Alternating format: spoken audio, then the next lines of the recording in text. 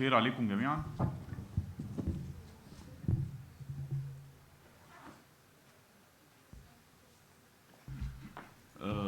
يعني حدث طال انتظاره الحقيقة. احنا بقالنا كتير بنحاول نرتب اللقاء ده مع بروفيسور اجيوس، وجت الكورونا وبعترتنا، فخدنا وقت طويل عشان نرتب الميتنج ده. يعني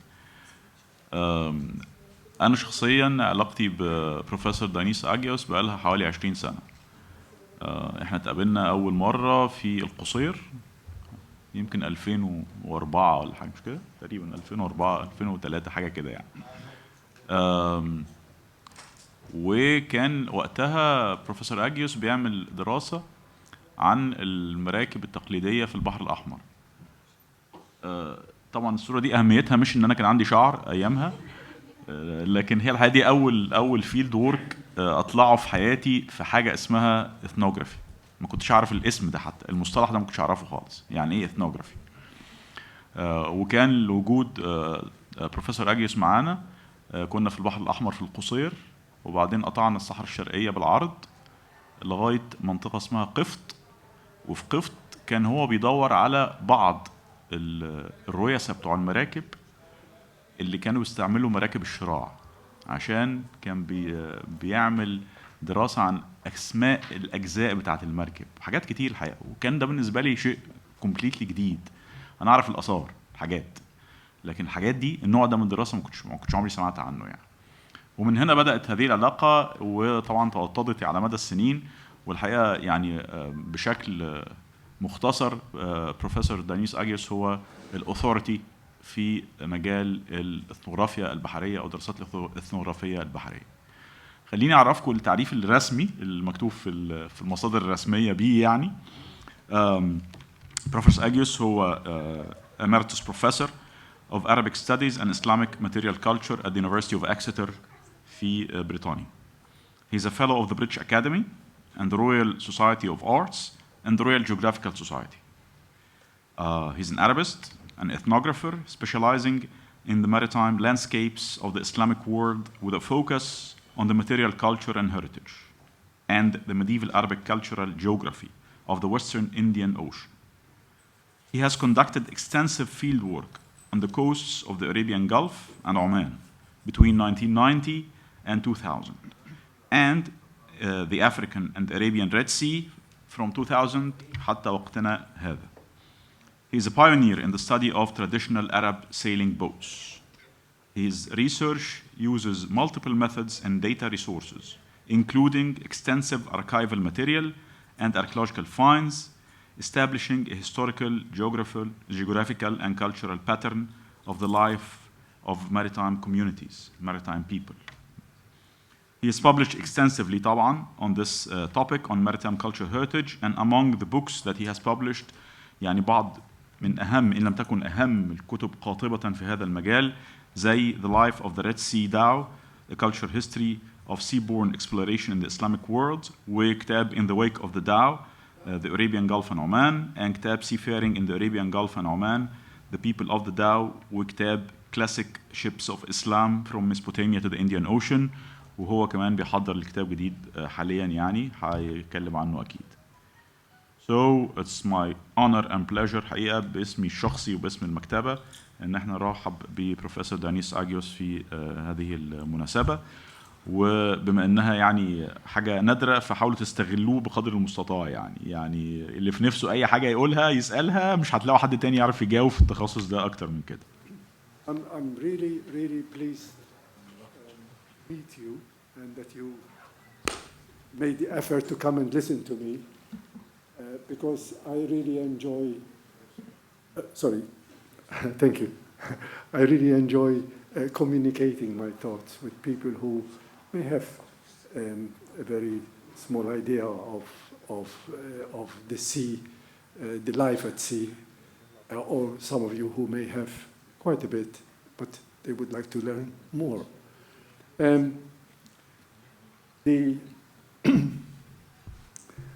You ride the sea only if you know the sea.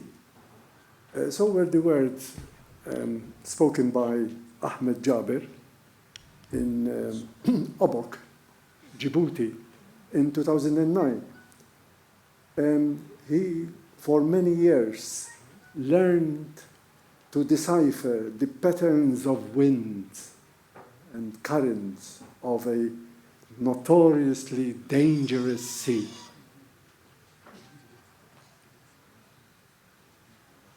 Believe me, it is a dangerous sea, once greatly feared by those who sailed it.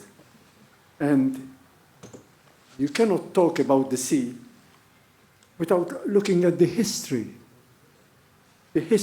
of the traditional watercraft that sailed the sea. I'm going to take you on a journey into the life of the Red Sea. This, what is called the dhow. It's a traditional sailing boat that braved for many years the seas. It all started quite a few decades ago, a fascination with this wooden watercraft, a fascination as a cultural object. As I stepped into the Kuwaiti boat building yard in 1984, immediately I wanted to know more about these beautiful seacraft, and I haunted the yard for the next few weeks, watching the progress of a boat under construction. Several months later, the boat was finished, and quite a few number of people involved in building it.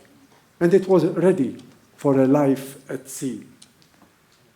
My weeks spent in this yard and my subsequent studies on the dhow and the sea gave me an appreciation of the centrality of this traditional watercraft, which occupies the life of the people. I have published a few works that Dr. Imad mentioned, two of which is In the Wake of the Dhow and Seafaring in the Arabian Gulf and Oman, the people of the dhow. And from this period of the 90s, it took me to the Red Sea. And here is the product of 11 years of work, a book which testifies the peoples of the Red Sea, the African and the Arabian Red Sea, their interaction with the landscape, and their work by and at the sea. You wonder about the dhow. The dhow is a blanket term for all types of sailing, wooden sailing craft of the Indian Ocean.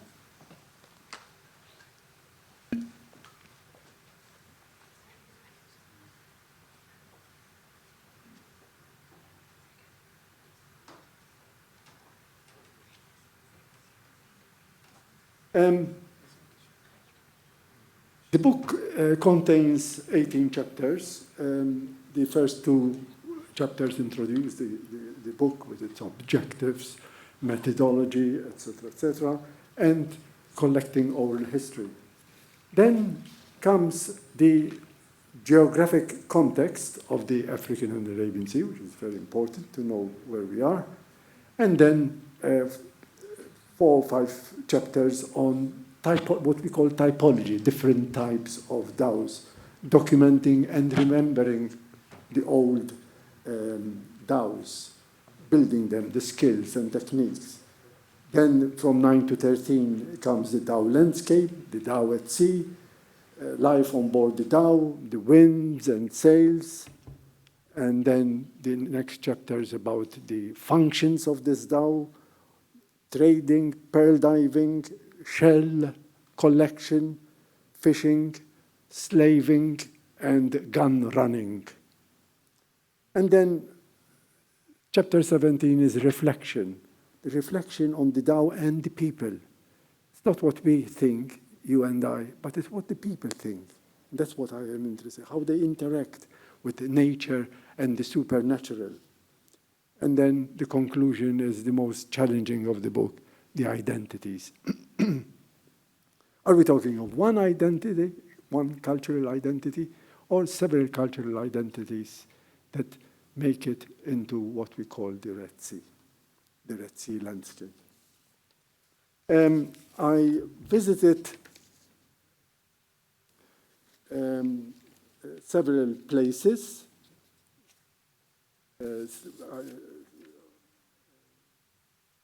So if you start on the African side, you have got Egypt, Sudan, Eritrea, Djibouti, and on the eastern side is Saudi Arabia and Yemen. And for 3 years of this ethnography work, I was joined by 4 other researchers who were working in Exeter. I led a project called Mares, the ethnography of the Red Sea. And these are John Cooper, Chiara Zazzaro, Lucy Seman, Julian Janssen van Rensburg, who made very substantial contributions to the data collected.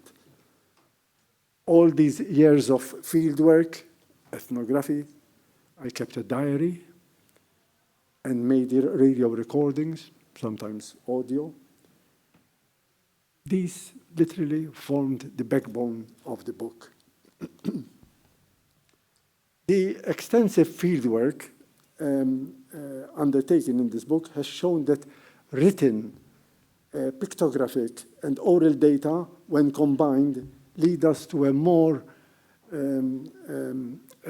comprehensive understanding of the tangible and intangible culture of the Red Sea. I will be giving some examples of these cultures. My fieldwork, therefore, took me to various types of crafts, watercrafts. But to understand their function, I went to talk to people, to uncover their perception of the seascape, their memory, and their interconnectivity with nature and culture. Of course, this was done in Arabic. You might be curious by now to know how did this name Dhow came about. The name has been traced to the 18th, 19th century documents of travelers, reports of travelers, political and commercial agents. Very few 19th century Ottoman writers and some Arab writers about the period. But Europeans particularly, those of the Dutch East India Company, these were very powerful company which sailed the Western Indian Ocean, trading with India, Southeast Asia, the Mediterranean, and Europe. And they were, the Dutch in particular, they were engaged in coffee trade, hence mocha or mocha. In the 17th and 18th century, they entered the global competition with the English East India Company. And these companies, the people who worked for it, people who sailed on it, these are the ones who called anything which was sailing, wooden watercraft, a dhow. So it's a generic term. And this was a typical example of a cargo trade that you see, which was painted by, drawn rather by F. George. Historically, if you look at this portolan on the top, you see different designs of traditional watercraft. And it's fascinating porcelain. You know, porcelain was a chart, you know, where places where you go along the coast. And each type of these wooden craft, sailing wooden craft, have a name in Arabic or Indian. And this depicts, by the way, the entrance to the Red Sea in the north, and on the south, Somalia, on the Horn of Africa. When I embarked on my research into the communities that inhabit the African and Arabian shores, I expected to be documenting the remnants of a once flourishing maritime culture, as was the case in the Gulf and Oman. To my surprise, I found in many areas a still vibrant maritime life. And I'll explain and elaborate on that. Sorry.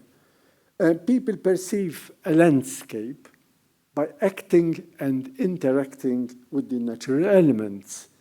And to understand the landscape is to go out in the field, experience it for oneself. Those of you who have done, Dr. Imad can tell you a lot about that. It's sensing, using your 5 senses, as Christopher Tilley and Kate Cameron Dom put it in their book, Anthropology of Landscape. This I did. By being present myself in the environment of the Red Sea, the mind and body are engaged with the physical and cultural life of the landscape, together with the people, their work, and their mental process of perception. So basically, nature and culture are intertwined, as I found from my informants, who tell on their hard lives they experienced just for survival, their everyday needs and worries, particularly when out at sea. And this was, bring back the words of what I said at the beginning, dangerous sea. Sailing meant encountering fierce winds, fierce currents, tides, coral reefs, submerged rocks. As Brian Fagan observed in his wonderful book, Beyond the Blue Horizon, the boat is the friend of sailors, their home and refuge. I interviewed sailors who lived on their boat almost all their life. That companionship and friendship my informants have experienced when sailing these seas is in one sense lost in old age. But although the sea is gone, Muhammad Saeed al-Ahmadi, a Jaddawi fisherman, he says, its stories, surprises,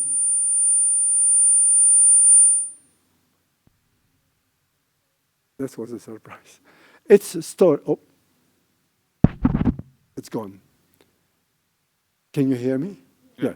Its stories, surprises, and secrets, he told me, remain in our memories.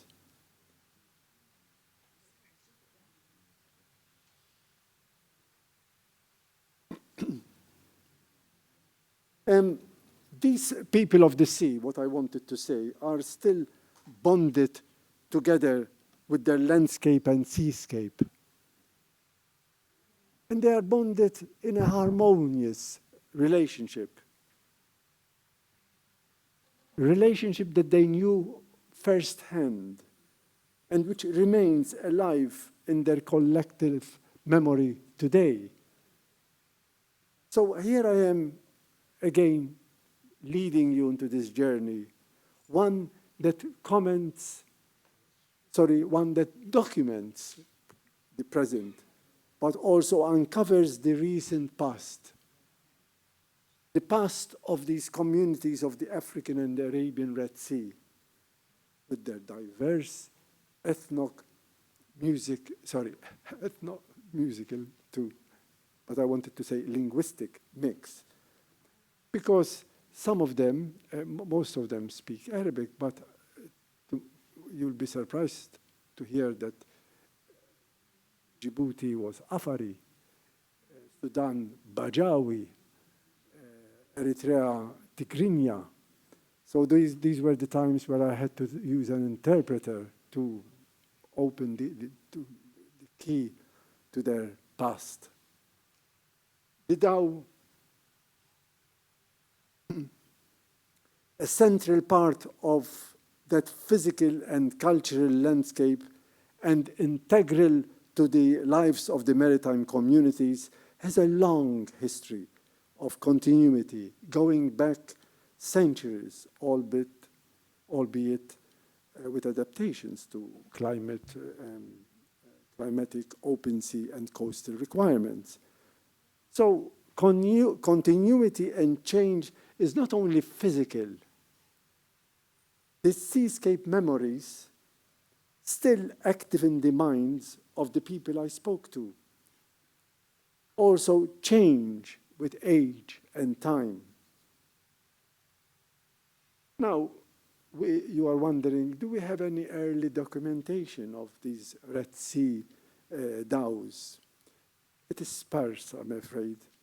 But we can, to a limited degree, reconstruct the socio-cultural history of the Red Sea through the writings of travelers and colonial surveyors.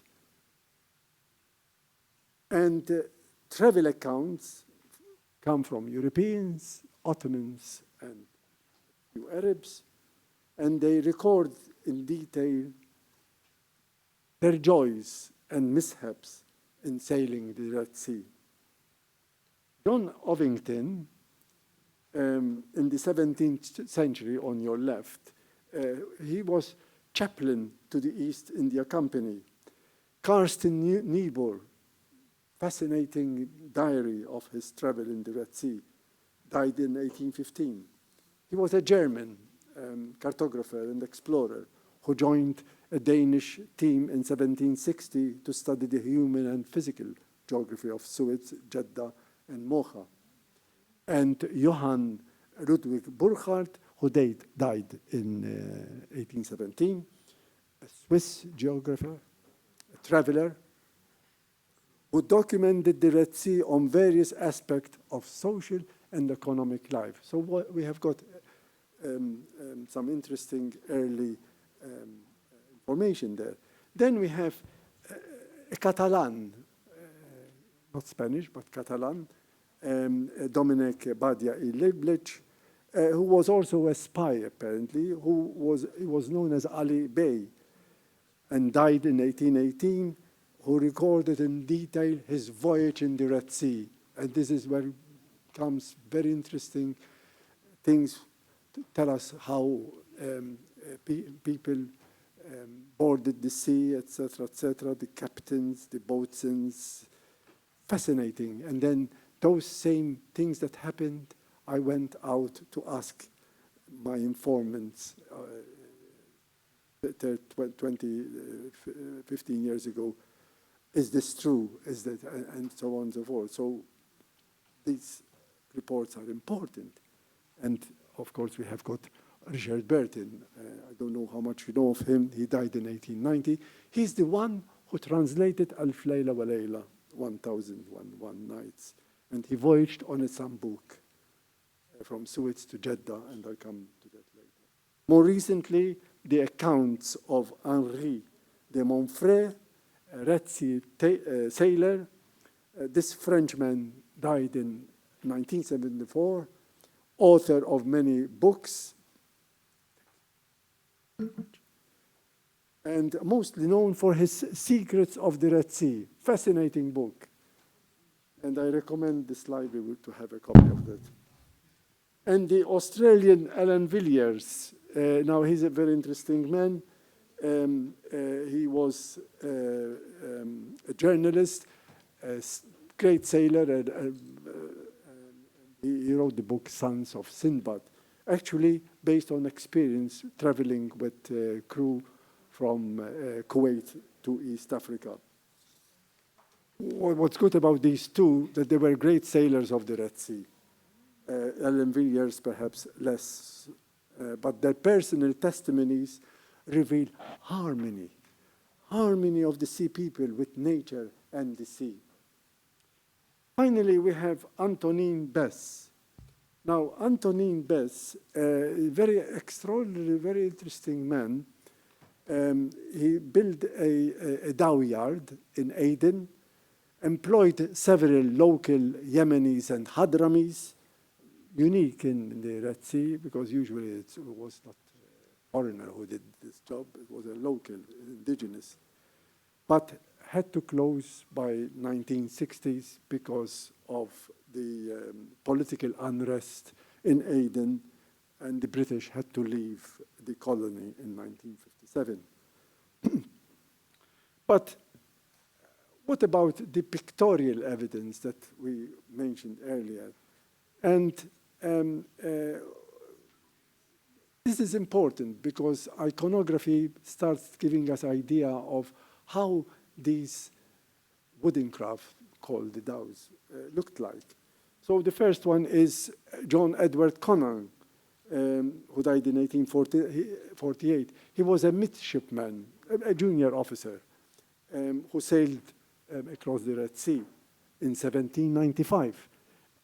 You know, this is a drawing, but this is a very interesting dhow that does not exist today, but people spoke about it, and I'll come in a minute on that. Then we have Moresby, Robert, 1830s, with his drawings. He was, by the way, a maritime surveyor, so that's why very interested in, and hydrographer, and a draftsman. And his watercolor here is of Yambo al-Bahar, which is very close north of Jeddah and on the Hijazi coast. And if we come back to the Indian chart, this one came from Kutch, Gujarat, West Indian coast. Well, it was belonged to Sir Alexander Burns, but actually I think it must have been much earlier than 1835, probably 18th century. But the main point to make here is about the chart that depicts different hull designs. You notice, you know, and some of them were Red Sea, some of them were Indian, some of them were East African, and some of them were from the Arabian Persian Gulf and Oman. Then we have got as Austin with cargo dhows in Duba. Duba is opposite Hardaga, Hurghada, in the Hijaz. And then we have Ali Bey. He makes a drawing of the ship that he traveled on. And Francois Edmond Paris, he was a vice admiral. But look at already now we start looking at the perfection of the drawing. So this tells us a lot about this type called Sambuk, a type which still exists today and still in the memories of the people I interviewed. 20th century geography, of course, revolutionized our understanding of these dhows. Henri de Montfray, look at these two shots, photograph shots. The quality of the photograph is not de Montfray, but mine. But you could see, you know, how he could take pictures of these sailors, you know, rigging and pulling the yard. And Ellen Villiers, of course, look at the perfection of this Sambuk. No, sorry, boom from Kuwait.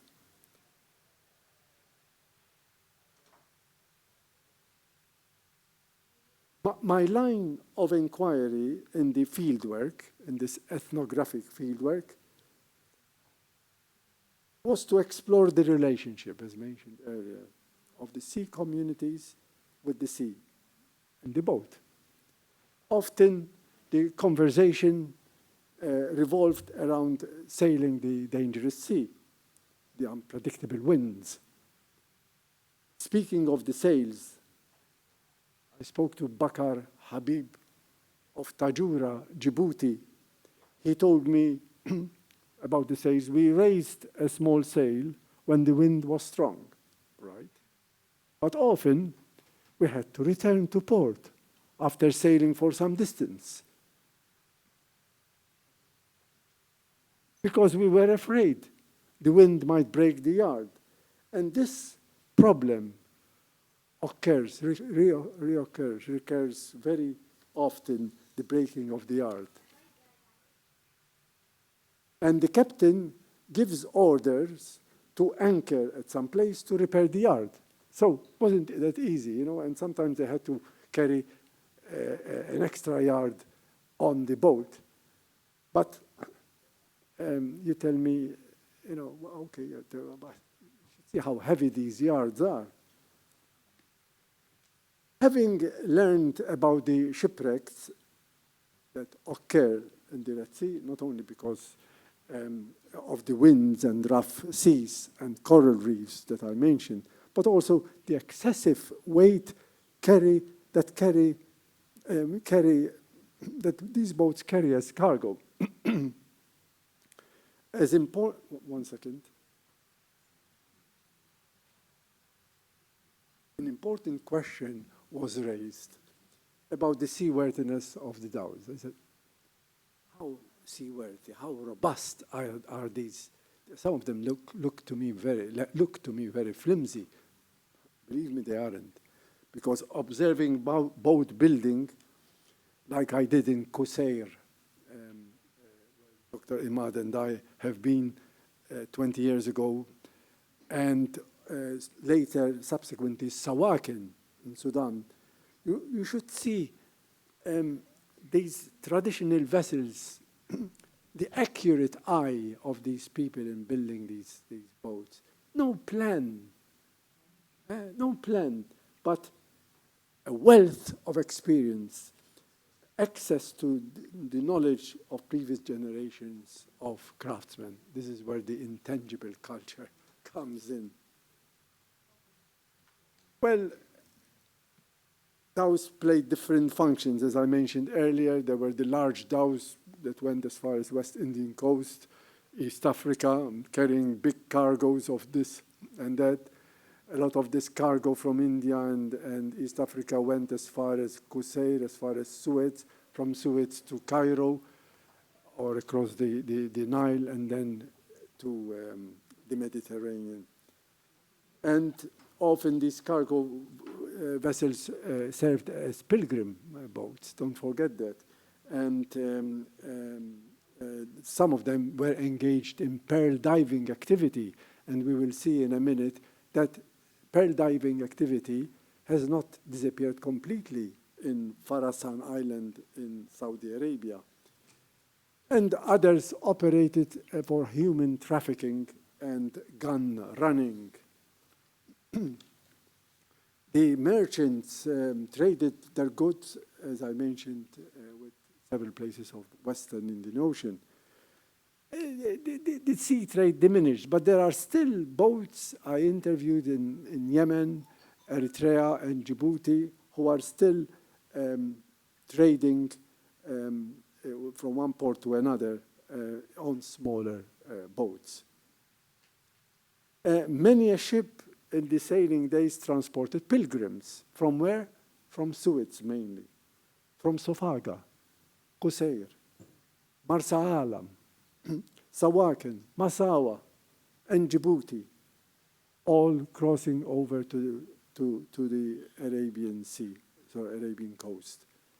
Sea captains and camel drivers that I spoke to in Qusair, and some as far as Kuft on the Nile, carried people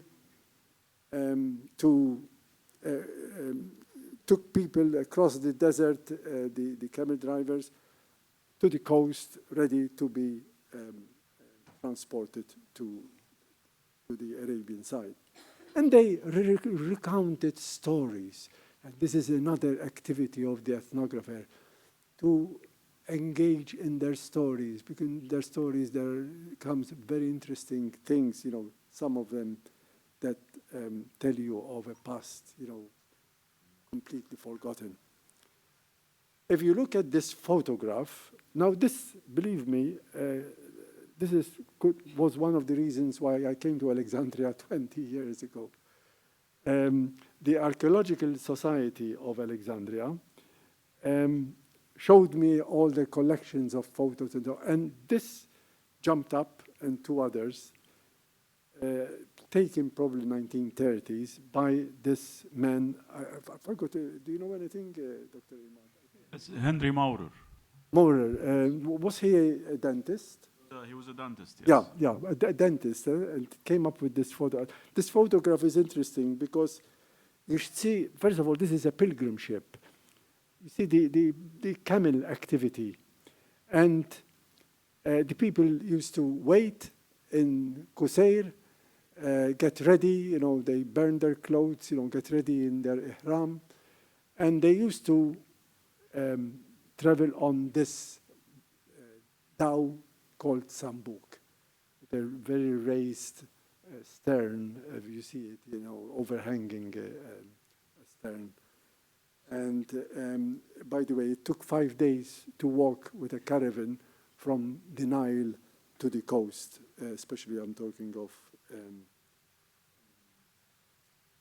Qusay, Safaga, and Marsala. Then I went to the archives. I did a lot of research, but I show you one to whet your appetite. This is a very interesting icon of Anis al-Hujjaj, Pilgrim's Companion, written in Persian, circa 1677, 1680. And it's found in Nasser al-Khalili collection of Islamic art in London. And it carries pilgrims to Jeddah. And the details are incredible. Look at on top of the yard, or top of the where the sail is. You have got a lookout men crying out to the right, to the left, you know, because of several coral islands or coral reef or submerged rocks. And then you have got the sailors, you know, rigging the sails. You have got probably the captain himself, you know, trying to measure the depth of the sea. And then you have the pilgrims stroke merchants in the portholes voyaging to Jeddah.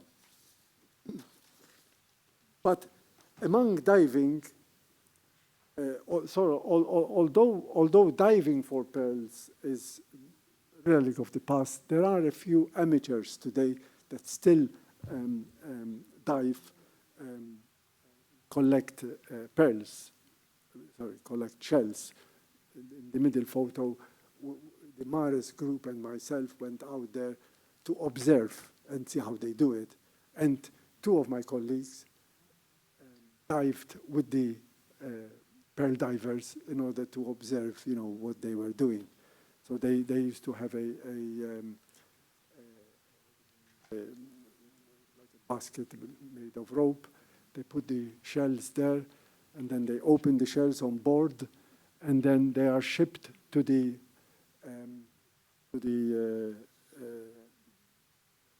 pearl agent, pearl merchant, and they are shipped to Bahrain because they like natural pearls as opposed to cultured pearls in Qatar and the Emirates.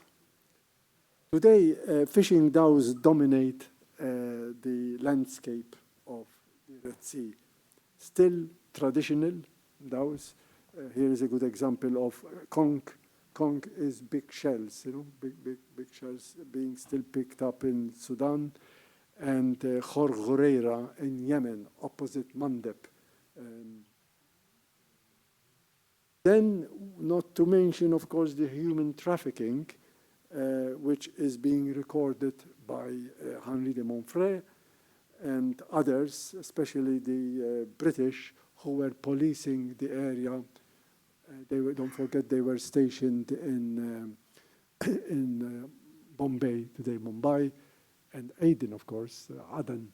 There were lots of stories of, particularly coming from Djibouti and Eritrea, but not from other places.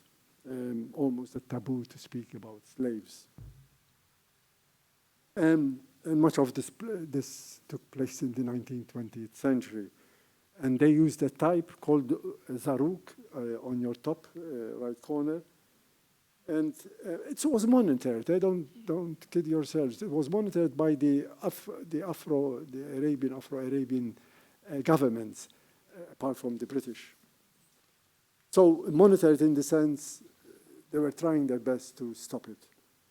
But what was happening is that a lot of them were exchanging human cargo with guns. Of course, the guns were going to different tribes. And you hear mention of tribal warfare going on both sides. That's a different story and a different study. I won't go into that, but I'll be happy to see somebody doing that work. But it's very interesting that a lot of these people you talk to, they speak of a fear. They say, well, what is it? What is it? Yes, we fear of disasters. We fear that we are going to end up in a shipwreck. So they recur to prayer. And one of them is what they call Hezbollah the Litany, the Litany of the Sea, which was initiated by Sheikh Abul Hassan al-Shadli. And here is, he died 1258, and still his tradition going on till this very day. Here is one: guide us, O Allah, and deliver us from the hands of the evildoers, and grant us fair wind. They pray against the evil eye. I used to tell them, what is it that is concerned? You're concerned of the jinn, the sea jinn. So stories about sea jinns, never heard of. Very interesting. So these evil spirits, they destroy our boyhoods. They destroy our life. So they decorate their boats. What colors? Usually turquoise, blue, green. And that's, of course, talismanic. It's very important against the evil eye. Now, we enter the fourth phase of our presentation. And this is the historical impact that the opening of the Suez Canal made for the Red Sea. And the second, don't forget, was the invention of the steam propulsion. The canal was constructed by, as you know, in 1869, designed by French Lesseps and British involved. But believe me, it were the Egyptians who built the canal. And it is reported 120,000 Egyptians lost their life while they were constructing this Suez Canal. So it's a big, great thing that is almost forgotten. But here we are, we remember these people. They perished. But very interesting to point out that earlier, these European ships, what did they do? They came here, they came to Qusair or Suez, crossed the desert, took a Nile boat, went to the north, up to Alexandria, and then to the Mediterranean. Or you had to go down the South African coast, circumnavigate the Cape of Good Hope. Can you imagine? It took weeks, if not a good 2-3 months to complete. P&O liner was famous for that. But here I have at least 8 weeks, but I think it took more. But then came the steamship. The steamship revolutionized the place. That tortuous, believe me, tortuous journey described by the travelers, these European travelers, like Burkhardt, Dominic, and Burton. Past.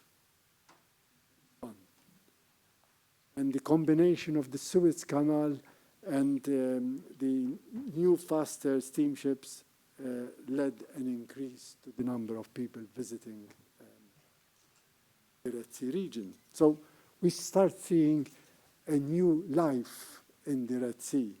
And you tell me the steamer would have killed the dhow, killed the wooden traditional ship.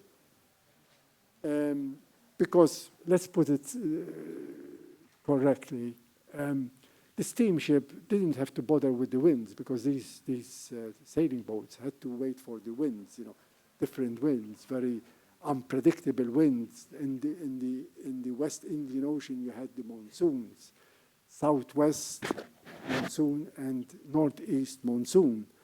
And therefore, it slowed down the voyage of dhows in the Red Sea. And there were a lot of delays and loading and unloading cargoes, etc., etc. But the steamers could cope with the high winds. And the question is, did it destroy the dhow? And the answer, no. And I'm going to show the reason why. It continued to flourish, and continued to flourish up till this very day. And if you have got an opportunity to go to the Red Sea, go to Qusair, Sofaga, Marsa Alam, if you go to any parts of Sudan and on the coast, then you still see the vibrant Red Sea dhow.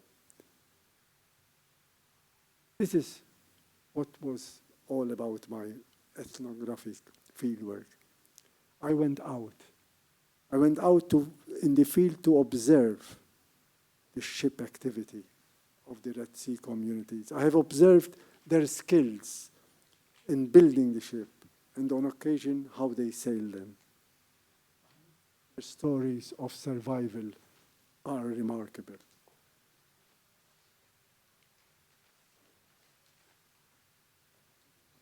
One important thing to come out of the interviews was the concept of an open sea. And I was wondering, how did they manage to work together? Because there were no borders. So there were no licenses issued, for fishermen or sailors or sea captains by respective governments. They agreed. Usually it was an agreement by word of mouth, shake hands, and they worked together, especially those who were pearl diving.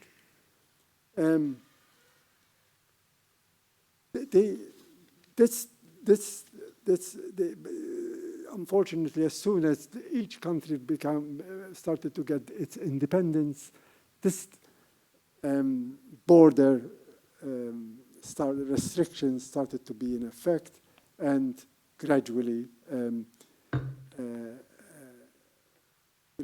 people started to do their own things, not united, not with each other.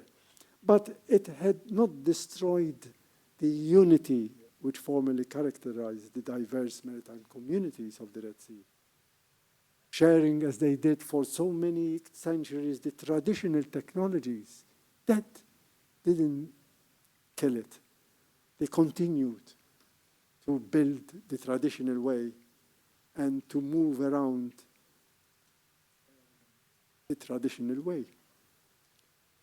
Talking to the local people about the maritime heritage, I discovered that there were strong socio-cultural link with the past. As a secondary school teacher in Farasan, Muhammad al-Mahdi told me, a sea biscuit eaten on board ship called kurmush is now eaten only on special occasions in memory of our ancestors. Went away on pearling voyages and ate that same type of biscuit that I was eating when I was invited to their place. The biscuit is also in memory of the wives and brides-to-be behind who had baked these biscuits. The pearling ship may be gone, but the biscuit is a tangible reminder.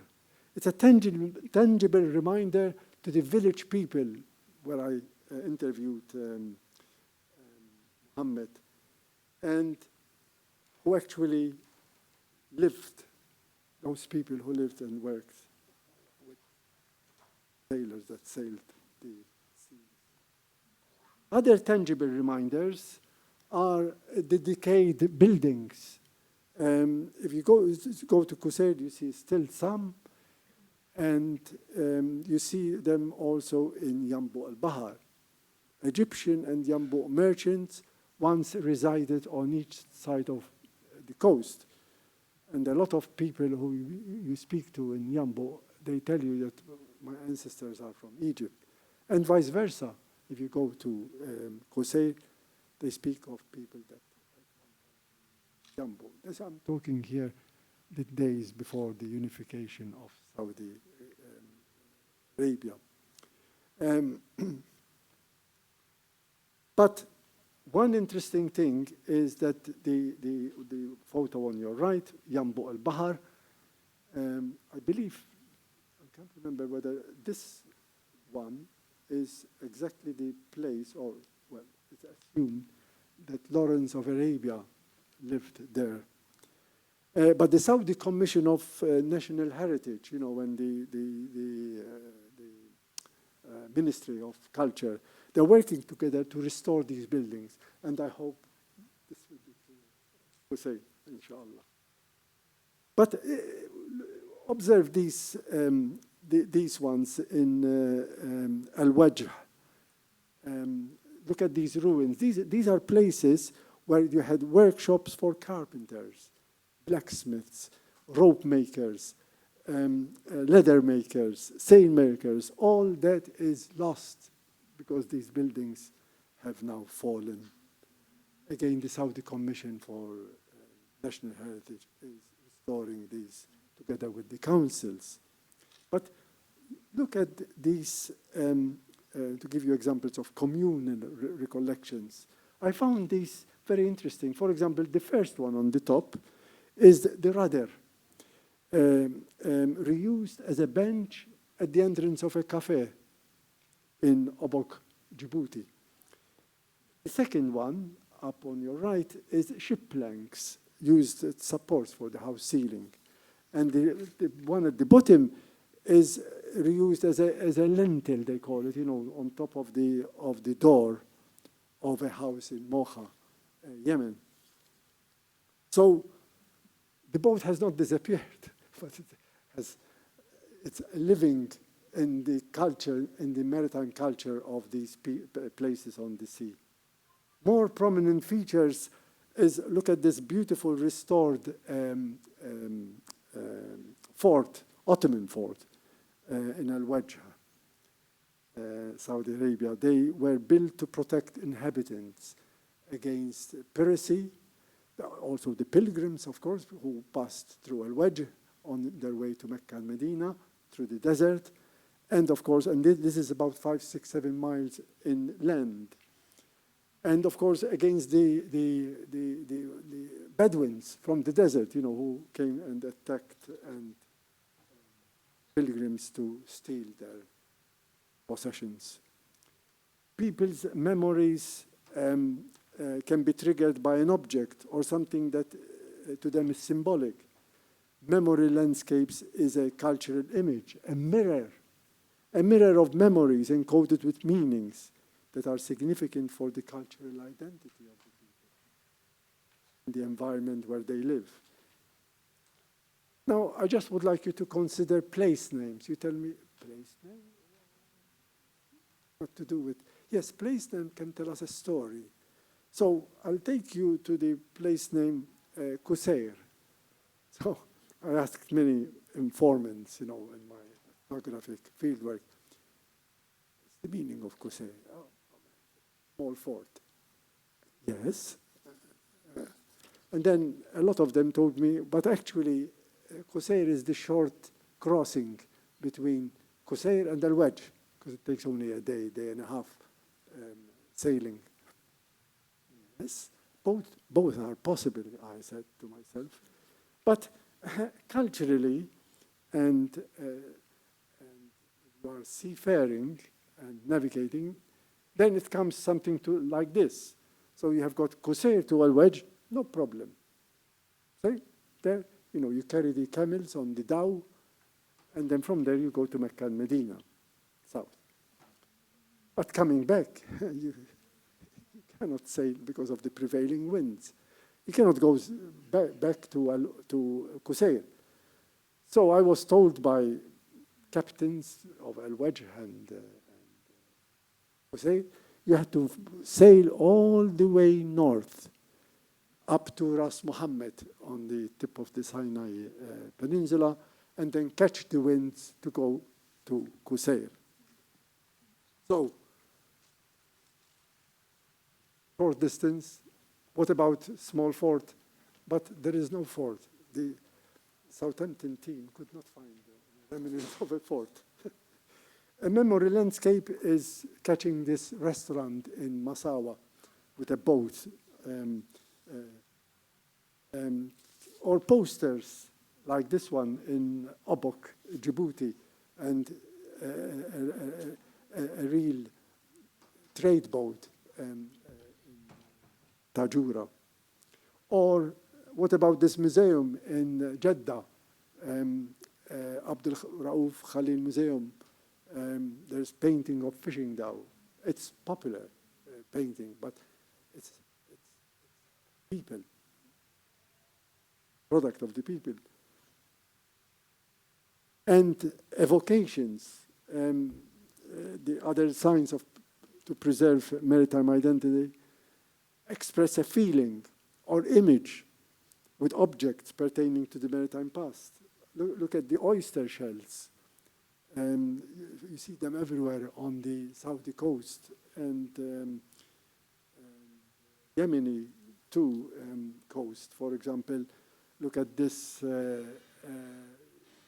Sambuk right on a column in Crater Square in Aden. So these are all evocations. And what about this Umlech monument, Umlech in Hijaz? I thought this is very creative. Museums, as you can know, capture collective memories who are now sharing the ancestral rituals and symbolic practices with today's maritime culture. Like, look at this, a primary school curated by the headmaster. They collected the objects from pearl divers and created a museum.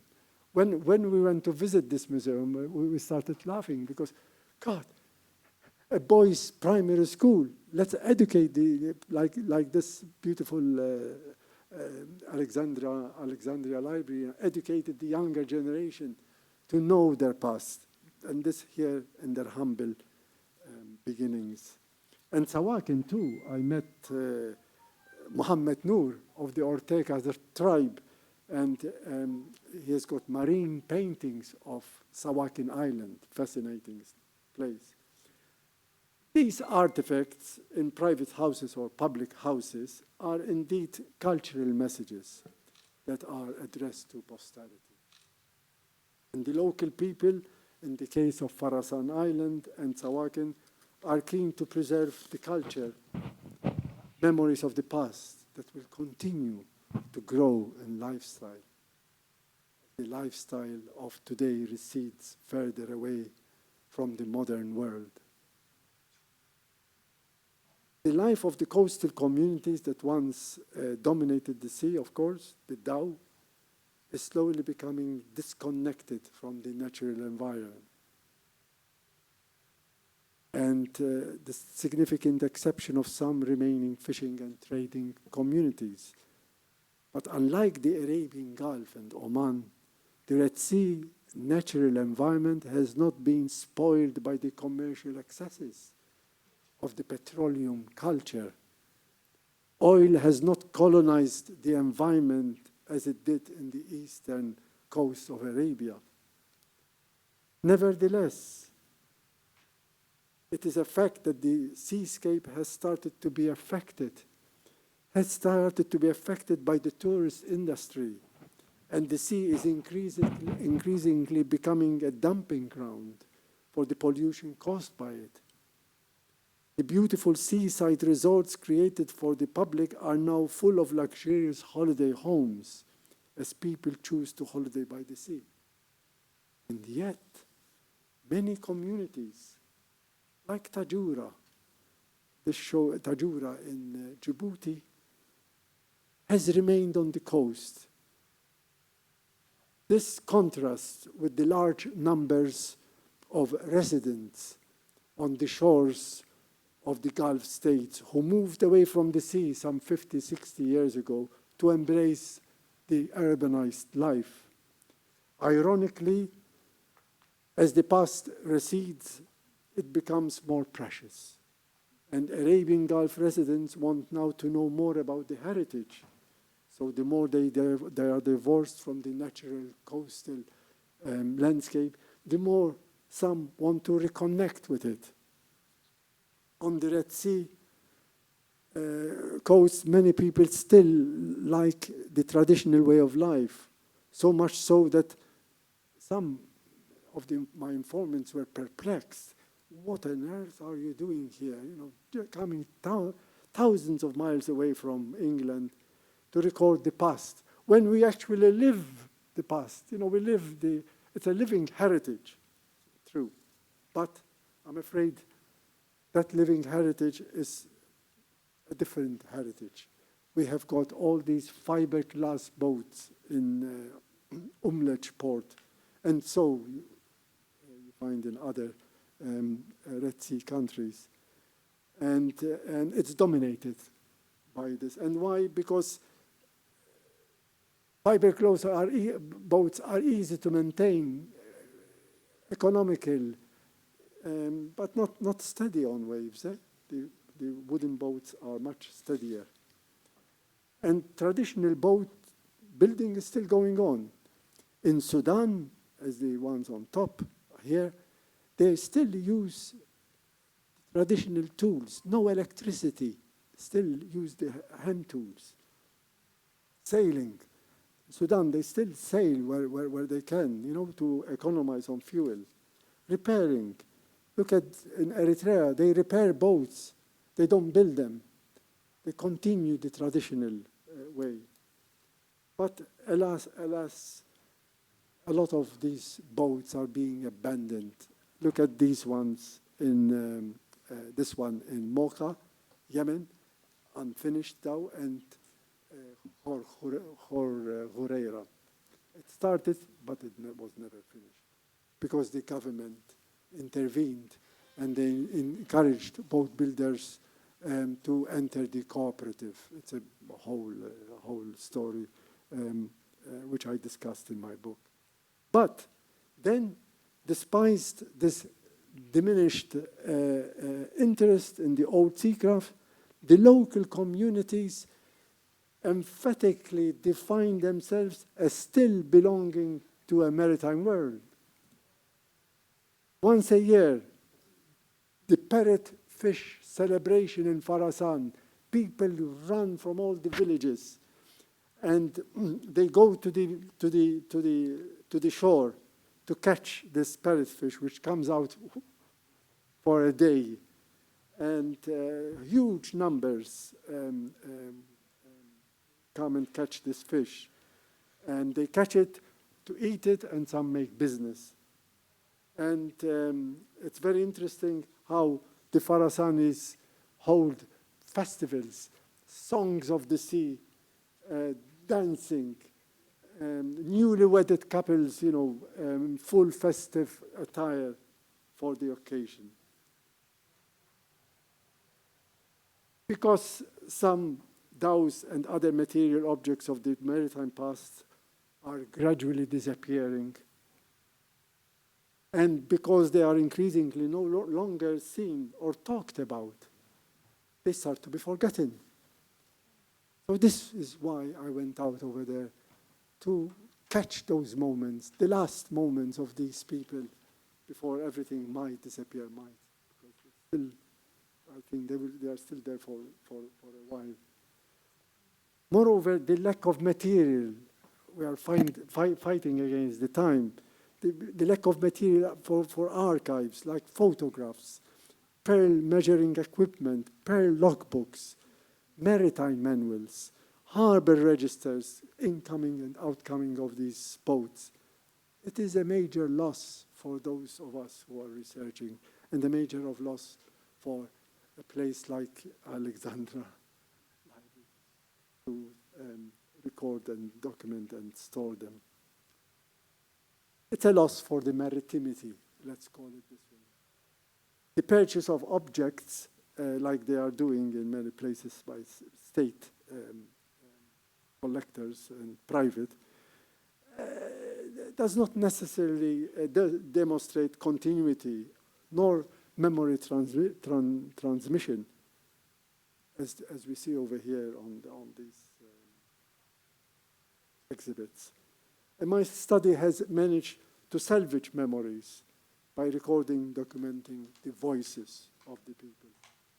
Voices who have lived their maritime life, sharing their knowledge, skills, and material culture. I come to the end of my voyage. So the book basically demonstrates the prominent role that ethnographic fieldwork can play in uncovering the maritime cultural identities. The people's perception of the landscape and the material culture attached to that maritime life. The accounts of my diaries are a witness to the hospitality and generosity of this kind people. Patience and kindness. The book is a testimony of these people. Precious moments I spent with them. The information they gave me, I cannot forget them. They are the book. Thank you. Thank you.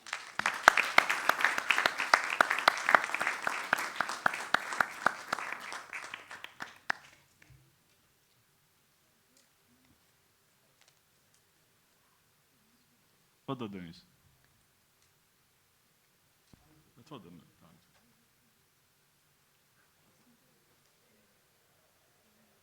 Well, overwhelming, quite a lot. طبعا for people who are more or less related to the discipline, to maritime archaeology, this is very impressive, very touchy. The disappearance of traditions and of skills and of memories, as Professor Akis has mentioned, is something that we, in most cases, we cannot do anything about except documenting it. You cannot maintain the tradition from disappearance, but at least we can document it, record it before it disappears. Yeah. I'll open the floor for any questions and comments. And tomorrow we are having another meeting, but much smaller meeting, for people who wish to, have one-to-one, basically, conversation or discussion with Professor Agios. So we are meeting tomorrow. What الساعة كام? 1 o'clock. In the delegates hall, صح? Room C, on the room C, yes. In this building, room C. So please, for the floor, if you have any comments or questions. I have plenty, actually, but if you have any comments or questions. Dr. Amani, please just introduce yourself briefly and let us know. Mike, where's the mic? Okay. Well, yeah, okay. Good evening. I'm Amani Sulaiman, an associate professor in Alexandria University and director of the Mediterranean Studies Institute. First of all, thank you for a great lecture, and I thank Dr. Ahmed and Dr. Marwa for inviting you. It has been overwhelming and very informative. I have one comment and two questions, if I may, so bear with me. My first question is about the perhaps the medical side of ethnography. Have you encountered any records or archives about pandemics or epidemics and their effect on the life of the sea people? For instance, I did a study about cholera and its effect on the opening of Suez Canal. We had a big wave in Egypt in 1883 due to the ships coming from India and from Hijaz, so this point. My second question is about colonialism, because you have mentioned that with the establishing of new like independent states, border changes and all this, but before this, how about colonialism? Some parts were under British rule, some were under Italian rule, Ottoman rule. So how did this affect the life of the Dhow in the Red Sea? Lastly, my comment is about the Suez Canal, because you said that 120,000 Egyptians were perished because of the canal. Actually, they weren't perished. They were buried under the canal and on the shores. And this is why the nationalization in 1956 was a great moment of national pride. Thank you so much. Thank you. That's a piece of good information. Okay, so I'll make a note of that. Sorry. No. It's easier just to bury them. Yeah. Because I can't remember where I got that source. I mean, I have it in the book, but I can't remember at the moment. Yes, that's right. Yeah, bravo. Yes. But I don't think she mentioned it. I'm not sure about this specific information, but she talked about the 120,000. Yeah, that's where I got the source. Yeah, thanks. Yeah. The first two, yes, I did cover cholera, but not extensively.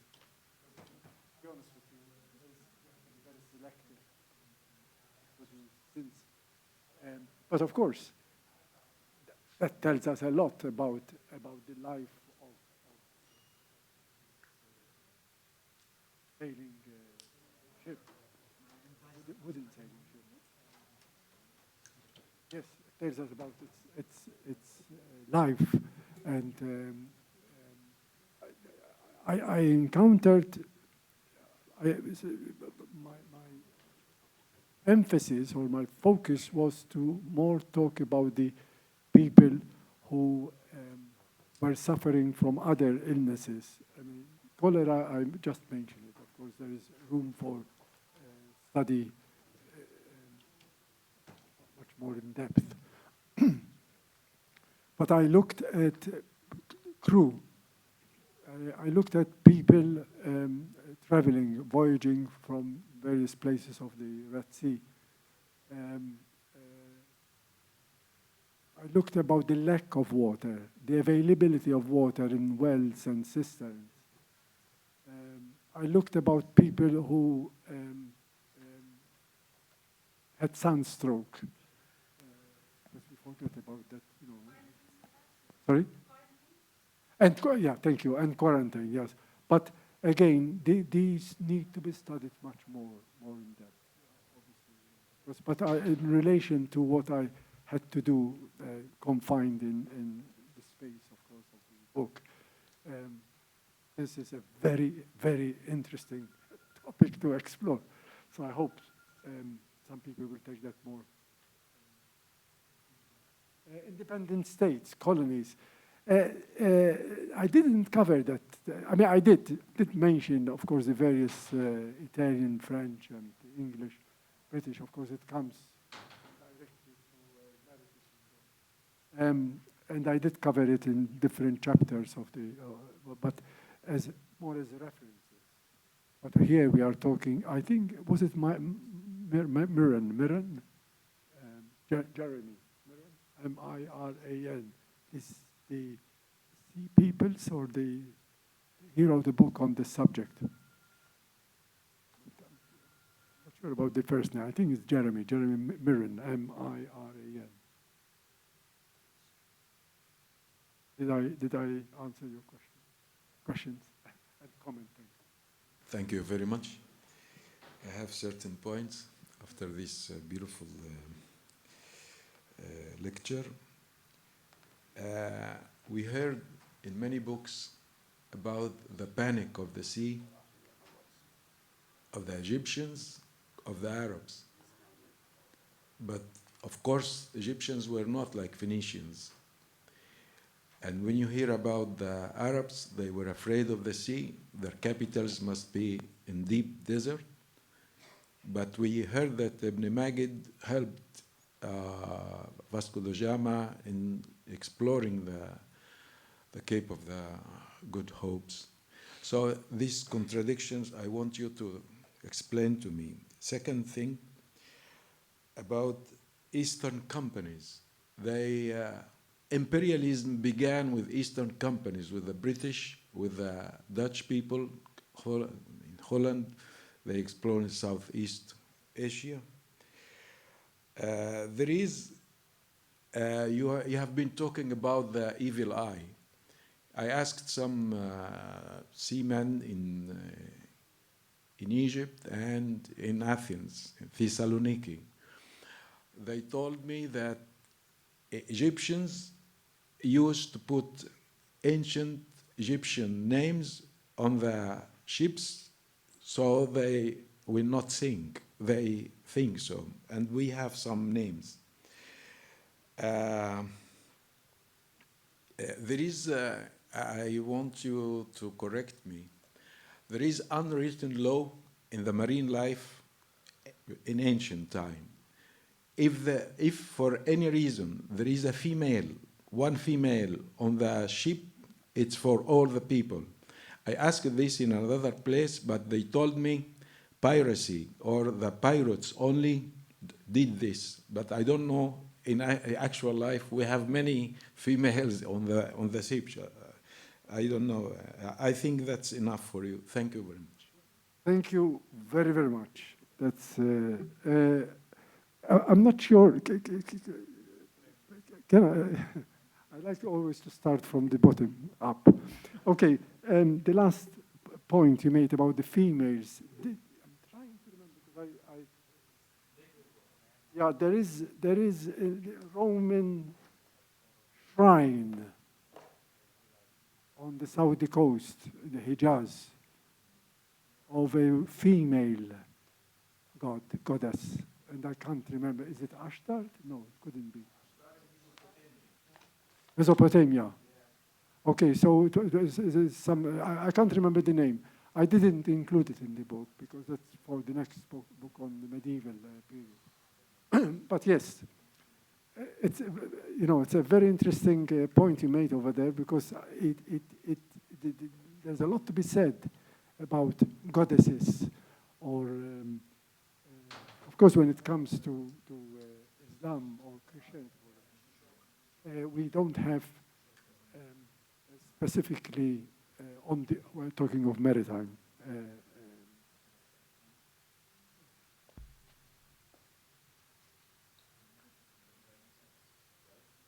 Yeah. Except people told me. No, it is reported. Not much in modern times, but in the sailing days, sailors, this is in fear of their ships getting wrecked or whatever, or piracy, mainly piracy they mentioned. They used to throw rice in the sea. They used to throw rice to the mountains so that the genies won't have revenge on them. So again, now I remember.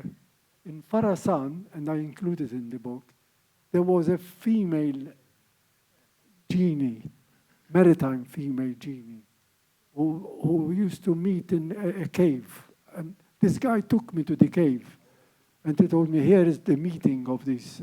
So I told him, yes. What he told me, but you can't. I told him, let's come and take pictures. He said, no, because your pictures, when you take a picture, they get burned. So, you know, that was the end of the story. But yes, there's still some belief in it. Now, Ahmed ibn Majid, he figures in the book simply because Ahmed ibn Majid went as far as, he doesn't go to the north.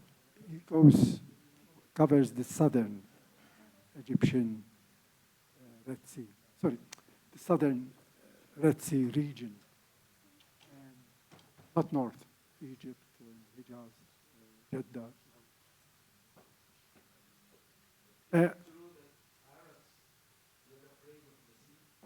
Well, this is it's claimed to be the case, but there is no hard evidence of this.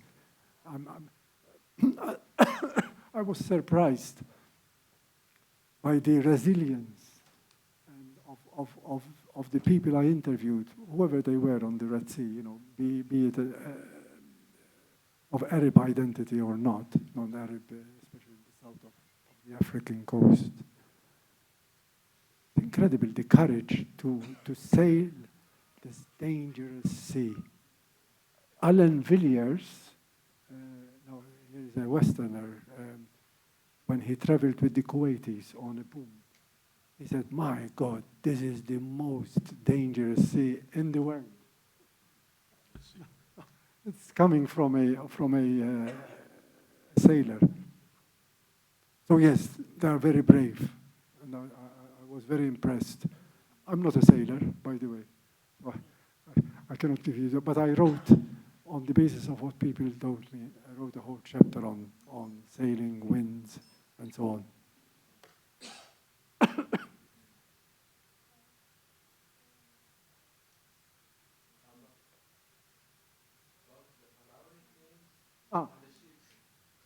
No, that is new. Sorry, yeah, thanks. That's news to me. Thank you. Yeah. You have a source for that? No, sailors told me that. Oh, so it's by word of mouth. That's very interesting. They never sink. When you have Tutankhamun or Ramses II, the boat will never sink. This is very interesting. Well, we want more of that information. Thank you. Brilliant. Well, actually, I have two questions for you, but before that, I have an official welcoming to do again. I mean, Dr. Ahmed did it, but on behalf of the BA Director, Dr. Professor Mustafa Al-Fiqi, I would like to welcome you here at the Library of Alexandria. And we have been privileged here at the Library of Alexandria of hosting many experts and scientists from all around the globe. And excuse my voice. And your visit is no different, actually. The way we see it here at the library is the a revival and a recapture of the ancient, or the spirit of the ancient library, and Alexandria being the heart of the intellectual heart of this ancient world. So what we're trying to do through our work is just to bring more scientists and more experts and more scholars to this part where we can spread more knowledge and have many people benefit from it. Saying that, I'll move to my question because I'm very interested in the interaction between heritage and between climate change. So I'm not sure if your book has been, and all the work you have been doing have been touching on the stories and the things that the sailors and people working at the Red Sea have been talking about, the changes that they have been seeing through climate change, and how this is affecting their work, how this is affecting their industry, their shores and coasts. That one question. The other question is, the Red Sea for many years have been the focus also of so many mining activities that are related to microorganisms and trying to bring in what's inside the ocean. Even KAUST University in Saudi Arabia have been working on this extensively, and as well as Egypt as well. And Craig Venter, who deciphered the genome, has been doing a lot of work that is related to environmental metagenomics. So I'm not sure whether also within the work that you have been doing, have you been able to meet sailors and people working in this industry and this heritage that have encountered these type of expeditions and these types of explorations. Thank you so much. So starting from the bottom, sailors. Sorry. Yes, sailors involved in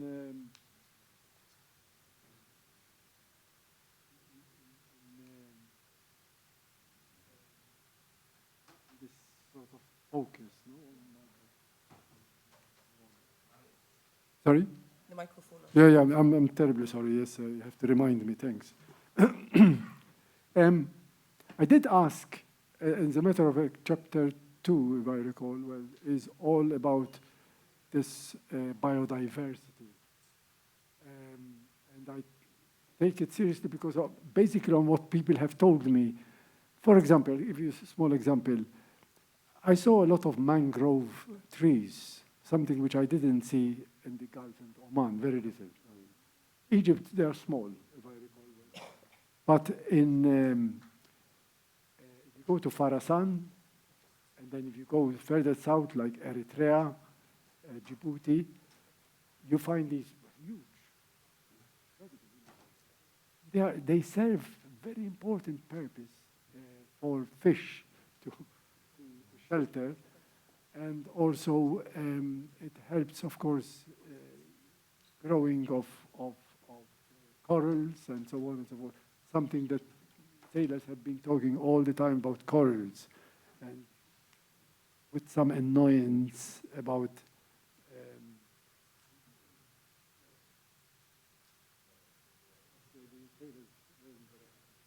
Would not. No, because there's a lot of snorkeling going on. You know, this diving and destroying, unfortunately, corals, which take apparently years and years, and hundreds of years to grow, and they are being destroyed. But coming to that question, and I'm aware of KAUST, and I did mention it, and yes, I looked at all their studies, and I included it in because I thought that's fascinating. But PERCSA is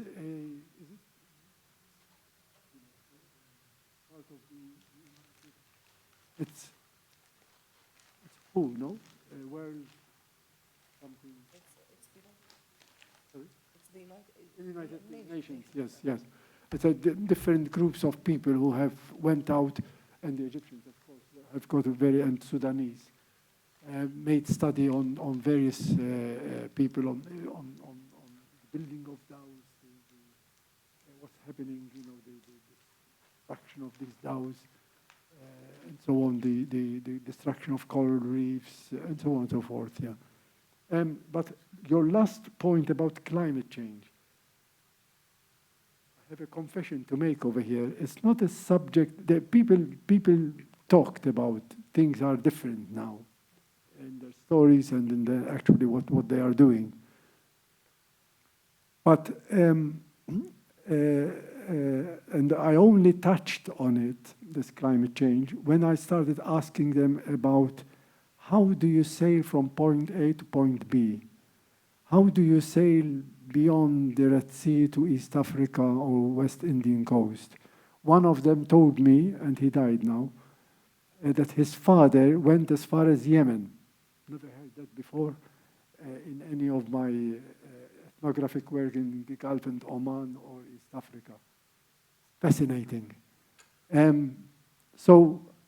But I discovered, and I was talking to Dr. Imad about this, how the stars, until this very day, they are still being used as navigation was concerned. You know, how they could not predict, but they can tell the season, the time when you can go and fish sharks, the time when you're going to get clouds and rain and winds.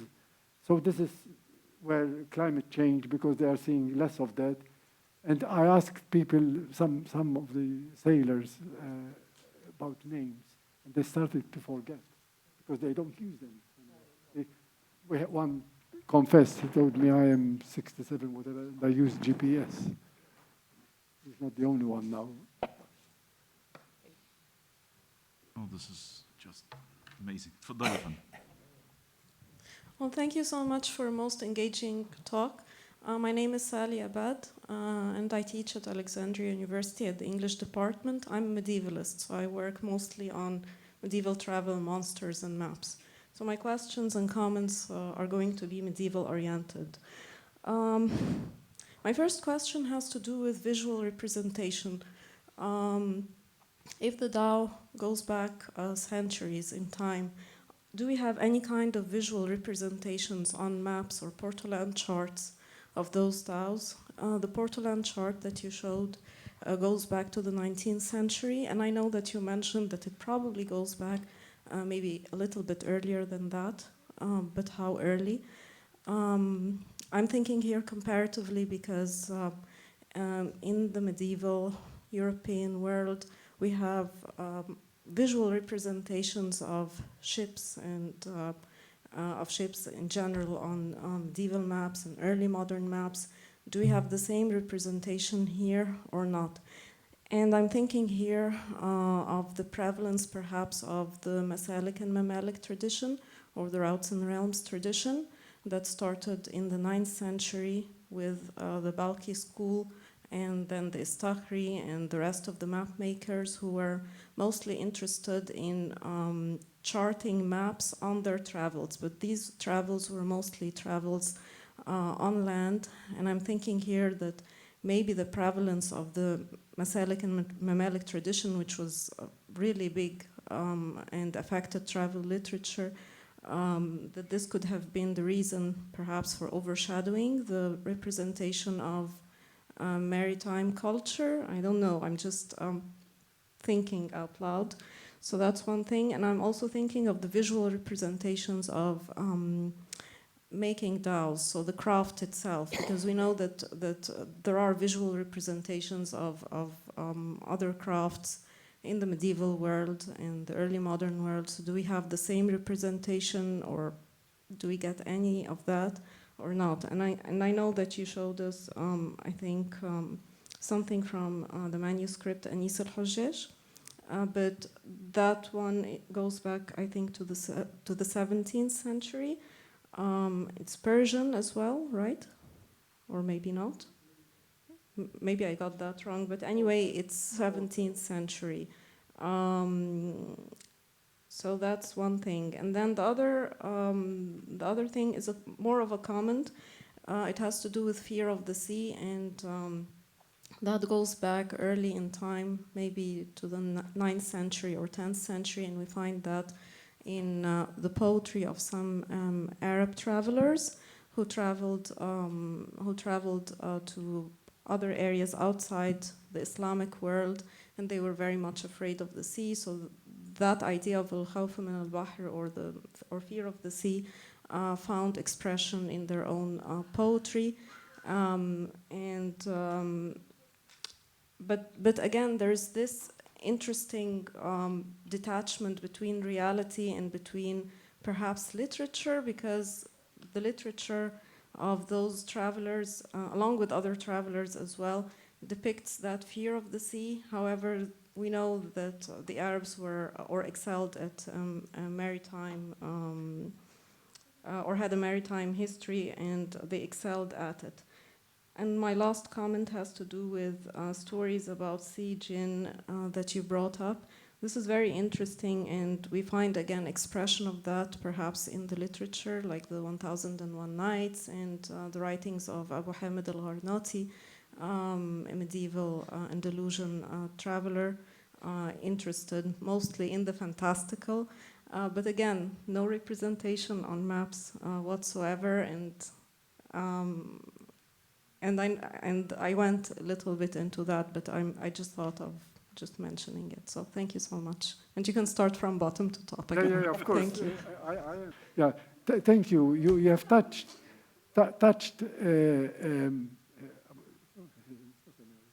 You touched actually on a subject that I have worked on for the past 30, 40 years.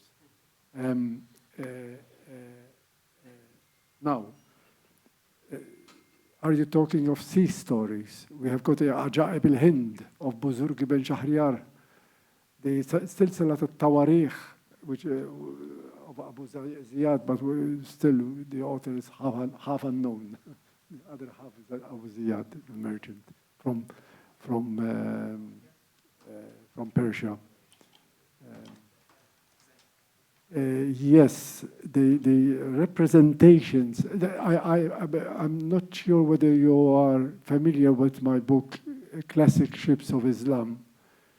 I cover all these representations of what we call missing, which I 100% agree, of medieval representation of boats. And I can go, and this is where I refer to the miniatures, to the Persian miniatures that go back to the 13th, 14th, 15th century. So we are in the medieval period. Anis al-Hajjaj is a much modern, but of course the book is 18th, 19th, 20th century, this the latest. But Classic Ship of Islam, going back from bottom up to your questions or comments,